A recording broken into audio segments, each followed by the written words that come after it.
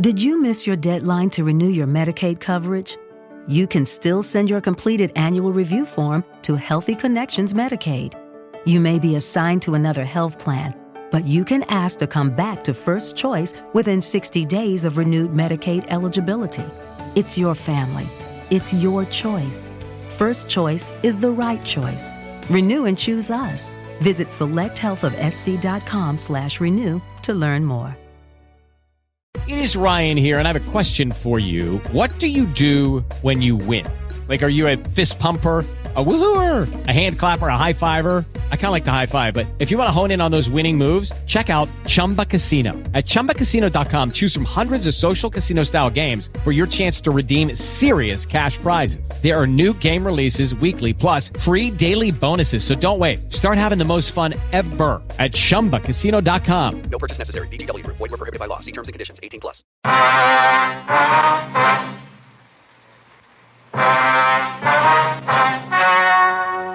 The story you are about to hear is true. Only the names have been changed to protect the innocent. Fatima Cigarettes, best of all long cigarettes, brings you Dragnet.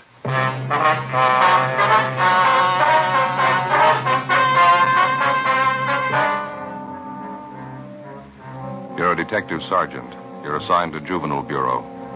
Dozens of petty theft cases are reported in one of the residential areas in your city. The victims, neighborhood businessmen. The suspects, teenage high school students. Your job? Stop them. More and more smokers coast to coast are saying this about king-size Fatima every day. They're different. Better. They are different. So pleasing.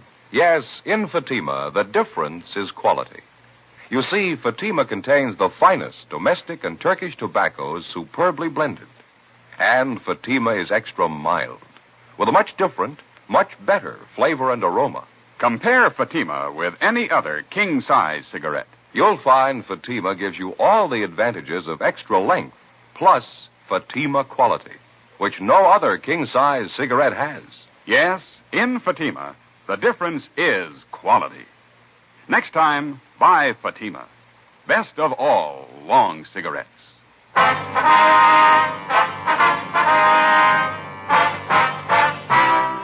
Dragnet, the documented drama of an actual crime. For the next 30 minutes, in cooperation with the Los Angeles Police Department, you will travel step by step on the side of the law through an actual case transcribed from official police files. From beginning to end, from crime to punishment, Dragnet is the story of your police force in action. It was Tuesday, February 4th. It was cloudy in Los Angeles. We were working the night watch out of Juvenile Bureau, assigned to University Division. My partner's Ben Romero. The boss is Inspector Bowling. My name's Friday. We were on the way out from the office, and it was 7:13 p.m. when we got to the corner of South Waverly and Chester Avenue. The grocery store. Guess that's him back there at the meat counter. Yeah. Come on. Looks like he's getting ready to close up. Yeah, I guess we just about made it in time, huh? Excuse me, sir?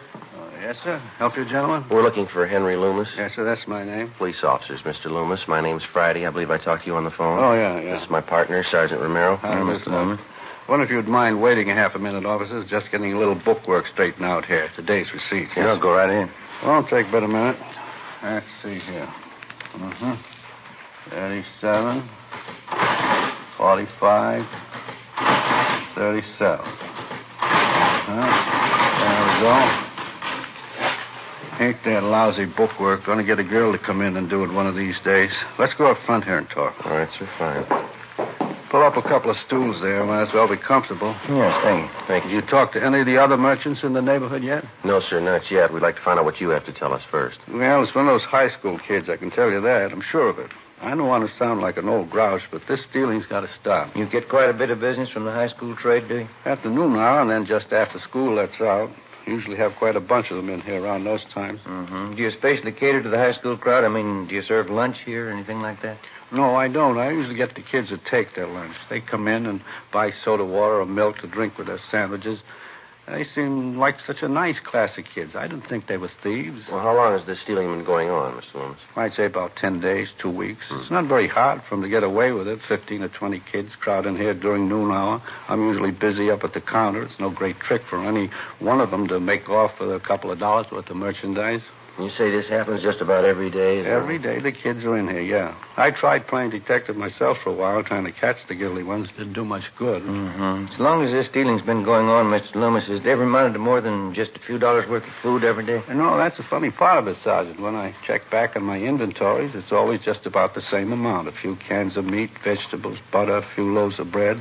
It's not so much the value of the stuff. I just don't like the idea of some kid making a fool out of me day after day. Has your cash register ever been tampered with, you know? I mean, any money stolen? No, sir, that's another thing I can't understand. If a kid's going to turn thief, you'd think he'd go after the cash. Whoever's doing it, they've never tried anything like that here. Well, how about some of the other merchants in the neighborhood, sir? You mentioned on the phone there were a couple of others having the same trouble that you are. Yes, sir, there's George Brophy. He's the newspaper distributor, and there's Collins. He's got the grocery place up the street. You can talk to them. I gave you their addresses on the phone, didn't I? Yes, you did. Just one more thing, Mr. Loomis, about this crowd of high school boys that hang around here. Any of them in particular you might suspect? As a matter of fact, there is. I certainly can't prove anything, but I just have a feeling about it. I don't like the boy. Just one boy, sir? Yes, sir. There may be more than one that's guilty, but this young fellow I'm pretty sure of. What's his name? I hear the kids call him Harry, red-haired boy, curly red hair, tall, a few freckles. Won't be hard to get his last name if we need it. Mm-hmm. Is there anything else you can think of that we ought to know? You go up the street and talk to the other two men, Sergeant, George Brophy and Collins. They might have something more for you. I think I've told you about everything. All right, Mr. Loomis.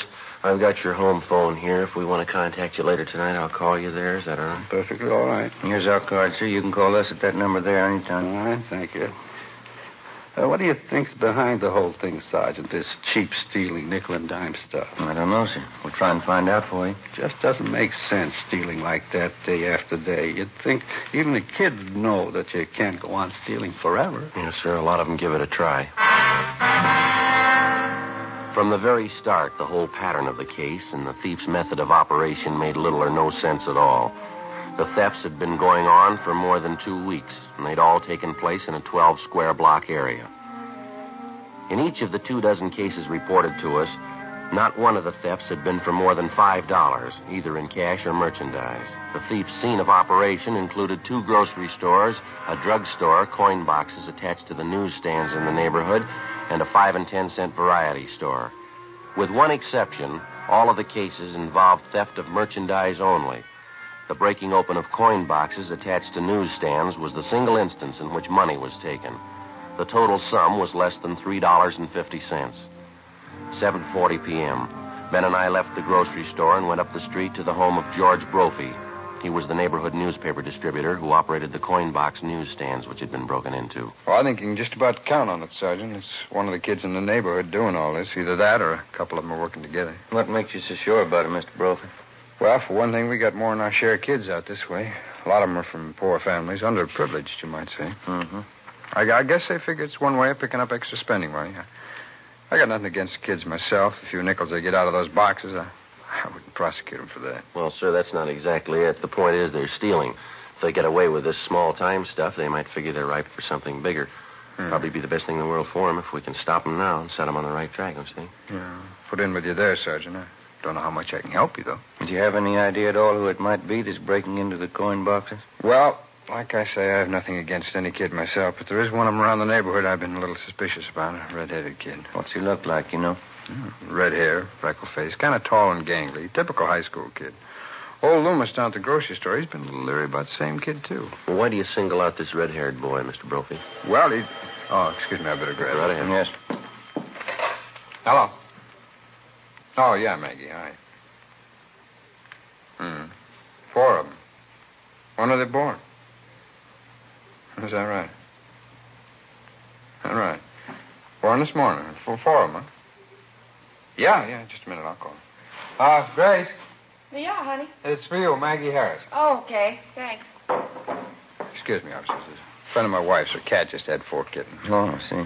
Oh, where were we? Oh, yeah, about the kid. Yes, sir. Why do you suspect Well, there's a couple reasons, Sergeant. Late one night when I was making my collections, I spotted the boy hanging around one of the newsstands. Didn't look like he had any business there that time of night.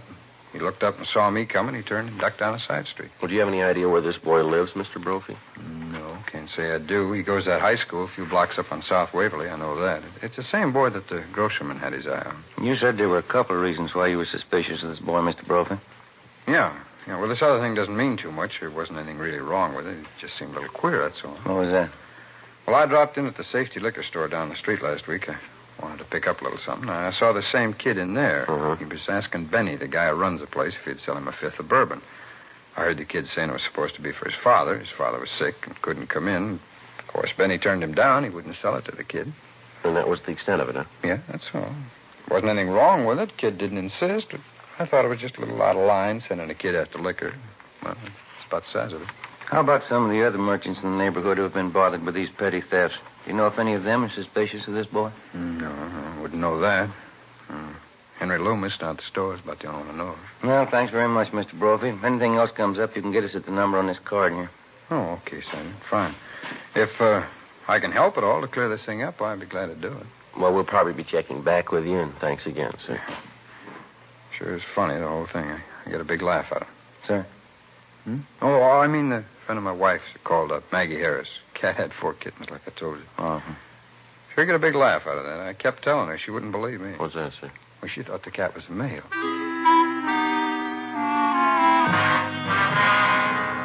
The next morning, Ben and I continued checking with various merchants and residents in the neighborhood where the series of petty thefts were taking place. We located and questioned one more shopkeeper who was suspicious of the tall, red-haired boy known as Harry. That afternoon, we went to the high school on South Waverly Avenue to check on him. From his first name and his description, he was identified by the boy's vice principal as Harry Thomas Dunbar. He was 18 years old and a sophomore with an average scholastic record. We were told that Dunbar had left the grounds about half an hour before with the high school's basketball team. The group was headed for one of the local sports pavilions where the team had one of its more important games scheduled for that afternoon. Harry Dunbar was in charge of selling the printed programs for the game. Ben and I drove out to the sports pavilion and checked with one of the boys collecting tickets at the door. He told us we'd find Harry Dunbar inside at the program stand. These high school kids sure take their basketball seriously, don't they? Yeah, big turnout, sounds like. We're going to be lucky if we can find that boy in this crowd. Yeah. You see him anywhere? No. Which side is the program stand supposed to be on? Well, there's a lot of them along and through here on both sides. Guess we better start checking them out. Yeah.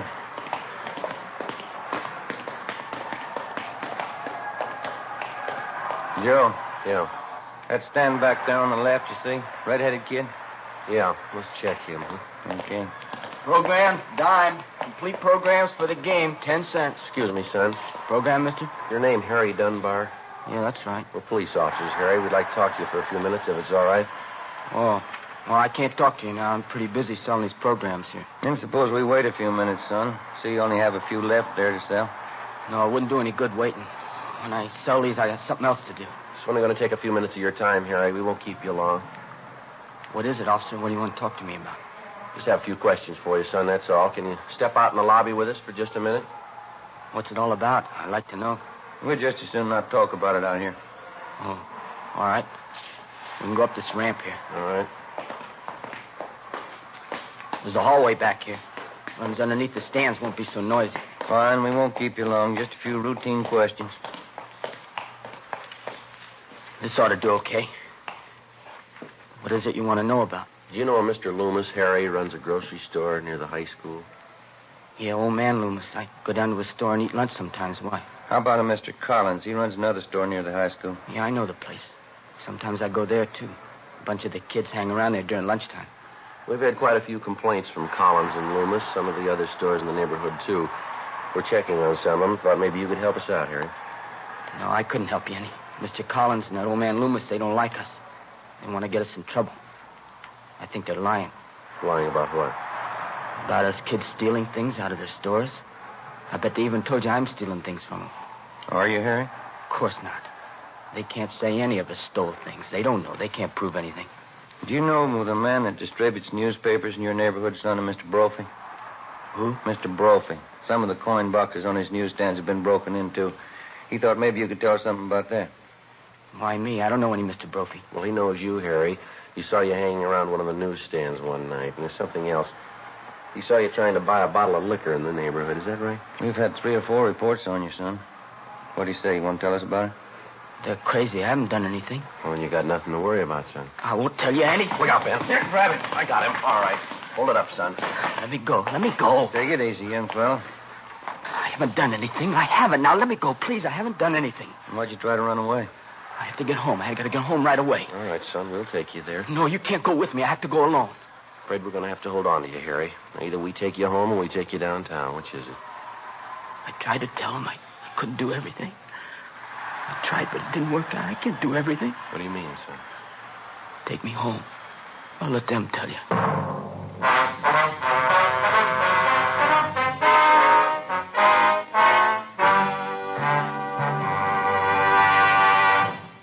You are in the forgery division of the Metropolitan Police Department. Handwriting analysis.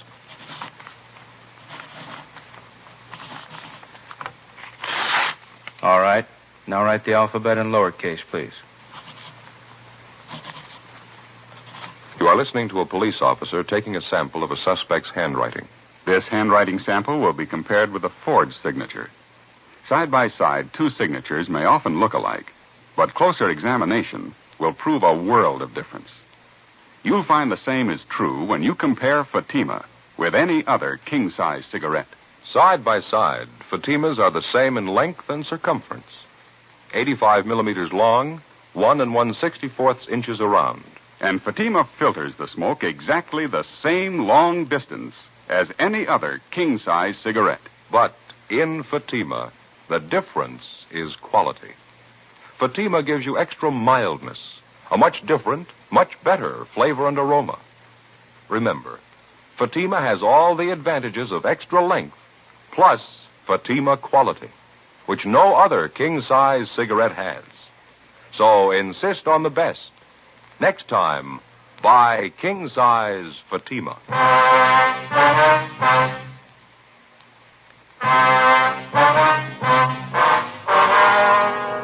Wednesday, February 5th, 4:15 p.m. We left the sports pavilion, got in the car, and started to drive our teenage suspect, Harry Dunbar, to his home. On the way, we questioned him about the series of petty thefts which had been going on in his neighborhood. We asked him about stealing merchandise from the grocery store run by Mr. Loomis. He admitted he was responsible. He said he'd been stealing things from the store for more than a month. We asked the boy about the petty thefts from the grocery store operated by Mr. Collins. Again, he told us he was responsible. He also admitted stealing from the neighborhood drugstore and the variety store, in addition to breaking into the coin boxes on the self-service newsstands. In each instance, he described his method of operation. He estimated that over a period of some 4.5 weeks, he'd stolen approximately $50 in merchandise and about $5 in cash. We asked him why. He refused to answer. You must have had a reason for doing all this, Harry. Why don't you tell us? We're going to find out sooner or later. Sorry, officer. It's next turn to your left. Okay. What's the matter, son? You afraid of what your folks are going to say? No, that's not it. I never stole anything in my life till this time. When I started in, I didn't think of it as stealing. Something I had to do, that's all. I couldn't help it. That doesn't make much sense, Harry. What do you mean you couldn't help it? It's the truth. You gotta believe me. There wasn't anything else I could do. Well, what was it then? Was somebody forcing you to steal? No. Can't you just believe me? It's something I had to do. Sergeant, can't you let me off here? I'll walk home the rest of the way. I promise you I'll come in and see you tomorrow, huh? Well, you know we couldn't do that, son. You've already admitted stealing from a half a dozen stores in the neighborhood, breaking into those coin boxes. It's going to have to be straightened out one way or the other. But I can pay him back for what I took. I got a job. I'll pay back every one of them. I believe you, son, but there's still a lot of explaining that's going to have to be done. This is the 1500 block, Harry. Want to point out your house for us? Son? Can't we fix it up some other way? We don't have to go to my house, do we? The sooner you face it, the better. Now, how about it? Keep on going. It's way down the end of the block there. Well, now, which is it, son? There's no houses beyond this. It's just that shack down there. That's my house. Okay, Harry.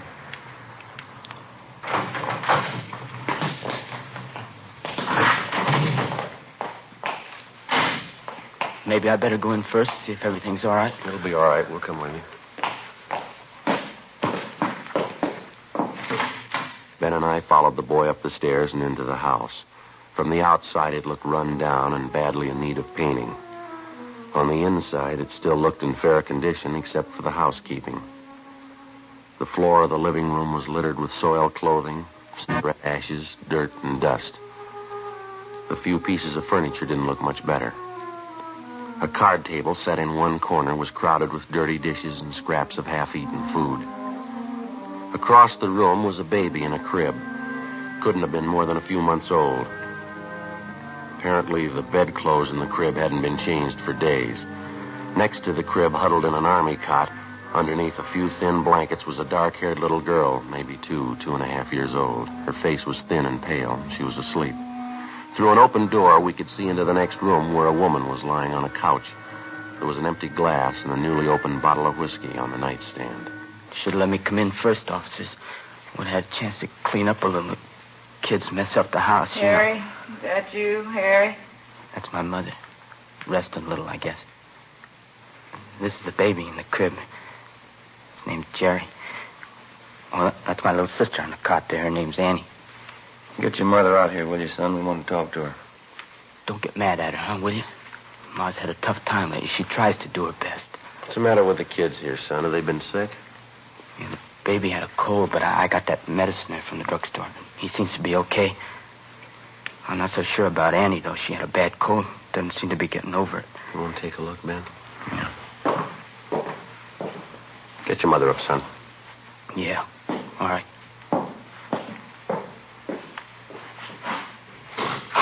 Hey, Ma. Ma, get up, will you? What is it? Who'd you bring home with you? A couple of policemen. They won't talk to you. What'd you bring them in for? Close the door there. I have to fix up a little. My mother will be right out, officer. All right, son. And Joe? Yeah. We better get to a phone right away. It looks pretty bad. What is it? Baby needs a doctor. A little girl here. I hope she does, too. What? I'm not sure she's alive. An ambulance was called immediately, and Harry Dunbar's 2-year-old sister, Annie, and his baby brother were both rushed to the general hospital. The mother, identified as Mrs. Florence Dunbar, was taken downtown and booked at the main jail on a drunk charge. 6:45 p.m. We took the boy, Harry Dunbar, over to Ben's house. We put in a call to the general hospital to check on his little sister, Annie, and his infant brother. They told us both the children were suffering from malnutrition. The little girl, Annie, had double pneumonia. Miraculously, the baby seemed to have been spared. He was sick, but his condition wasn't considered serious. After Ben's wife fed him dinner, 18-year-old Harry Dunbar sat down and told us the story. 3 months before, his father had deserted the family. His mother had made a pretense at supporting Harry and the 2 babies and then gave it up in favor of drinking. The whole burden of keeping the family alive was piled on the youngster's shoulders. Besides school, he had 3 odd jobs that he worked at to earn enough money to pay the rent, the gas and light bill, food, and general necessities. It wasn't enough, so he had to take to stealing. His mother wouldn't work, but at the same time, she wouldn't let the boy apply for charity. He slept at Ben's house that night, and the next morning at Juvenile Bureau, he gave us the rest of the story. I guess it got too much for me. I don't know. I could sneak the food and medicine from the stores, all right, but couldn't seem to get enough money together. The rent bill and all that. Kids needed clothes, too. Well, why wouldn't your mother let you apply for help, son? Some of the local charity. Oh, Ma'd never go for that, officer. She'd get mad when I talked about it. Said she had too much pride to take charity. Mm-hmm. Did your mother know that you were stealing the food and medicine that you used to bring home? I don't know. Guess so. Wouldn't be so mad at her, but every time I got some money together to pay bills, she wanted me to buy whiskey for her. She begged so much I couldn't say no. We're having your mother brought over from the main jail, Harry. We'd like to find out if we can't locate your father. You want to check outside, Ben, see if they brought Miss Dunbar over yet? Yeah, okay. Thank you. How about the kids, Officer? Annie and the baby? How they doing? Well, I checked the hospital, Harry. The doctor's going to call us as soon as he can. I should have known better. Poor little kids. I could take care of myself, but they had to depend on her. She'd only stopped drinking. Go right in, Mrs. Dunbar. Harry, you all right, son? What have they been doing to you? I'm all right, Mom. No, don't hang on me like that. I was worried about you, Harry, you and the kids. I'm sorry they got sick. I didn't know. It's just bad luck, Harry. We got to stick together, you and me. There's a chair here, Mom. Sit down. Huh? Hey, Joe. Yeah. Hospital call. They took the message outside. Here you are. Well, thank you. The hospital officer? About Annie, the baby? Yeah, that's right, son. About your little sister Annie. What about her? What'd the doctor say? Well, it's not good, Harry. The doctor called and said Annie had pneumonia. Pneumonia. She'll be all right, though, huh? To take care of her? Well, it's not that way, son. I mean, the doctor said... Oh, look, you tell him, will you, Joe? Well, what is it? What about Annie? We got a right to know. She's my little girl. Sergeant, you can tell me. You want to sit down, Harry? Yes, sir? Annie died 10 minutes ago. The doctors tried. They couldn't help. Annie dead? That's right, son. She's only a little kid. She's only 2 years old. Harry. Harry, son. Poor little Annie. Why did it have to be her, my own little girl? My own little Annie. Be good to me, son. I don't know how I can stand it. My own little girl, Annie. Go outside, Ma. Go outside. No, Harry. I need you. I need you more than ever, son. Be good to me. We have to stick together now. We gotta love one another. All right, Miss Dunbar. No. I need Harry. He's all I got. Aren't you, son? It's so hard sometimes. Everything's against us. Lord only knows I've tried. We've got to try to be happy, to stay together, love one another. Lord only knows. Will you shut up, Ma? Harry, don't blame me, son. We've got to try to be happy. I blame you. Anybody blame you. You killed her. Poor little kid. You killed Annie. Harry, don't say it. Don't say it. I will say it, Ma. You did it. The whole terrible thing. Annie's dead. You did it. Don't you know what I mean? Don't, son. Don't hurt me. All right, Harry. Now take it easy. You know it, too, don't you? She did it. Her and her whiskey and her drinking and laying around, not even caring about the kids. I tried to tell you, Ma. It's the least you could have done. Take care of the kids. See they're all right. You had to drink. You wouldn't work. You had to lay around.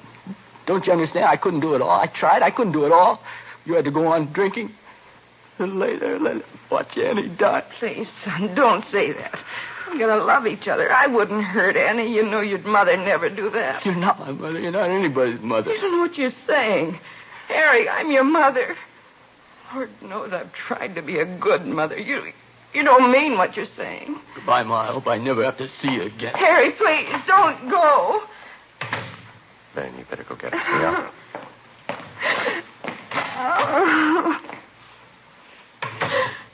He wouldn't believe me, Sergeant.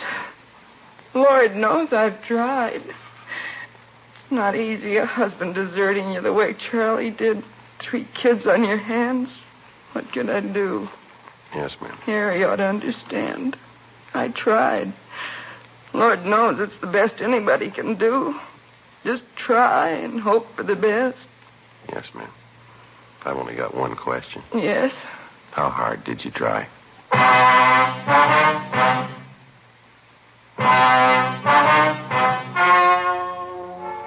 The story you have just heard was true. Only the names were changed to protect the innocent. On April 23rd, trial was held in Municipal Court, City and County of Los Angeles, State of California. In a moment, the results of that trial. Now, here is our star, Jack Webb. Thank you. Friends, I have here a pack of Fatimas. Inside, of course, 20 king-size Fatima cigarettes. Now, Fatimas are the same length and circumference as other king-size cigarettes, and Fatima filters the smoke the same long distance. But only inside this golden yellow package do you get Fatima quality. That's right. Fatima gives you all the advantages of extra length plus Fatima quality, which no other king-size cigarette has. Next time, buy Fatima.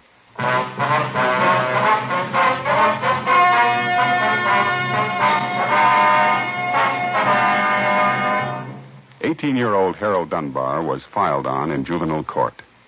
After the hearing, the court directed that the 2 Dunbar children be placed in a foster home.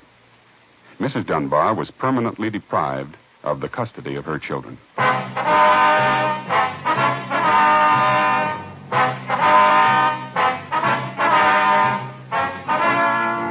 just heard Dragnet, a series of authentic cases from official files. Technical advice comes from the Office of Chief of Police W.H. Parker, Los Angeles Police Department.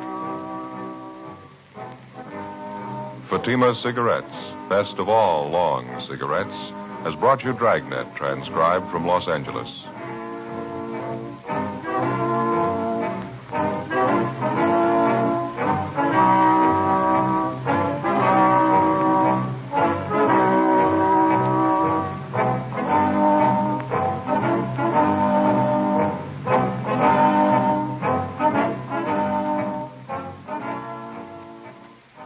Stay tuned for Counter Spy. Next, over NBC. Hello, it is Ryan, and we could all use an extra bright spot in our day, couldn't we? Just to make up for things like sitting in traffic, doing the dishes, counting your steps, you know, all the mundane stuff. That is why I'm such a big fan of Chumba Casino. Chumba Casino has all your favorite social casino-style games that you can play for free anytime, anywhere with daily bonuses. That should brighten your day a little. Actually, a lot. So sign up now at ChumbaCasino.com. That's ChumbaCasino.com. No purchase necessary. VGW Group. Void where prohibited by law. See terms and conditions. 18+. When you wake up well-rested on a great mattress, everything becomes clear. I do have a favorite child. Things you missed when you were tired finally reveal themselves. I use memes as a coping mechanism. It's Mattress Firm's once-a-year sale and clearance. Get up to 60% off select Sealy, plus a free adjustable base, all with free and fast delivery. Deals this big won't last long, so don't miss out. The right mattress matters. We'll find yours. Restrictions apply. See store or website for details.